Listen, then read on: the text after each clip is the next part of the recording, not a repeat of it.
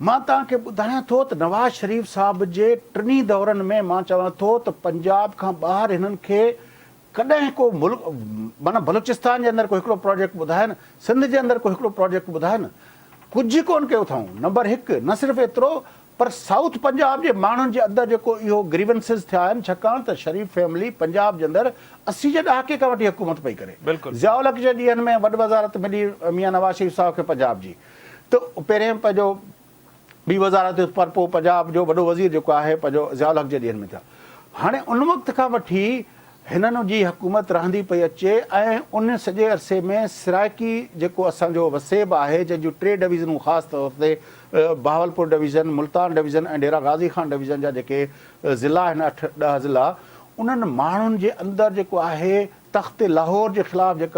जेका हिकिड़ी शदीद जेका हिकिड़ी कावड़ आहे, उहा महरूमी जे एहसास ऐं उहा महरूमी इन जे करे थी आहे त नवाज़ शरीफ़ साहब खे लाहौर ऐं सेंट्रल पंजाब खां ॿाहिरि कुझु नज़र ई कोन थो अचे। हिन सॼी दौर में जेको पहिरियों मिसाल तौरु मोटरवे अची ठाही, उहो किथां,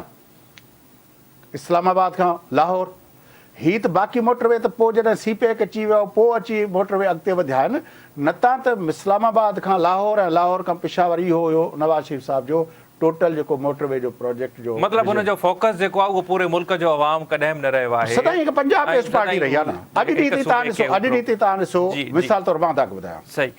पैसा प्रोग्राम जो वक़्तु मुख़्तसिर थिए, चलो ठीकु आहे, आख़िरी ॻाल्हि मुख़्तसिर जेकॾहिं करणु चाहियो त करे। मां चवां थो त पीपल्स पार्टी मुस्लिम लीग नून हाणे नओं सदर मुक़ररु कयो आहे बशीर अहमद साहब खे। अॼु जेको हुनजो फोटो हुयो उहो सिंध जे हिकिड़े केॾे साख वारे माण्हू सां हुन वञी फोटो कढायो आहे ऐं उहा जेका वीडियो हली आहे, मुंहिंजे ख़्याल में जेकॾहिं उहा बि माण्हुनि अॼु ॾिठी हूंदी